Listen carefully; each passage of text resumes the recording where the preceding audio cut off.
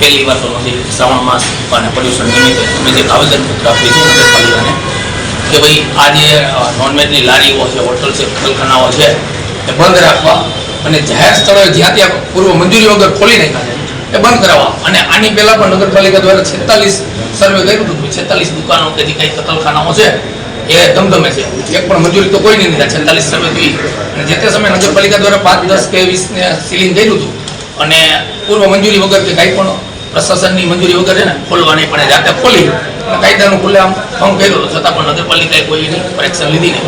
અને બીજા નંબરમાં ચંદ્રમૂળેશ્વર મંદિર છે, ત્યાં જે હોપળો છે, આજે જેટલું પણ કતલકાંડ થાય છે ને એનો જે કચરો હોય ને વેસ્ટેજ એ બધું એમાં નીકળે છે. ત્યાંથી એટલી બધી દુર્ગંધ આવે છે કે મૃતો હોય ને એવું બધી ગંધ આવે છે. એનાથી રાહદારીઓને બહુ મુશ્કેલી પડે. આપણે અવારનવાર આજે હિન્દુ સનાતન ધર્મને માનનારા આપણે બધા વ્યક્તિઓ છીએ, બધી સંસ્થાઓ છે, તો આપણે દર વર્ષે આપણે શ્રાવણ મહિનાની શરૂઆતમાં આપણે રજૂઆત કરતા હોય કે શ્રાવણ મહિનો એટલે સનાતન ધર્મ માટે પવિત્ર મહિનો છે. આ મહિના દરમિયાન શહેરમાં જુદી જુદી જે બિલાડીના ટોપની જેમ લારી ગલ્લાઓ ઈંડાની ને મટનની ને ખુલી ગઈ છે એને બંધ કરાવવી જોઈએ.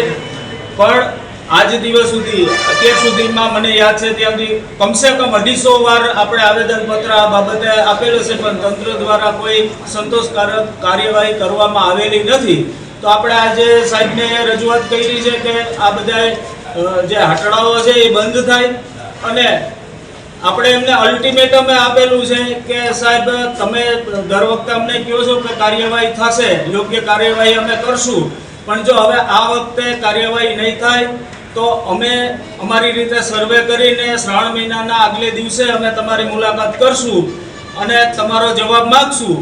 જો અમને સંતોષકારક જવાબ નહીં મળે તો અમે જે તે જગ્યાએ જઈ અને અમે અમારા વિરોધ પ્રદર્શનો કરશું અને એમ કરતા કાંઈ પણ થશે તો એની જવાબદારી તંત્રની રહેશે. આવી અમે સાહેબને વાતને રજૂઆત કરેલી છે.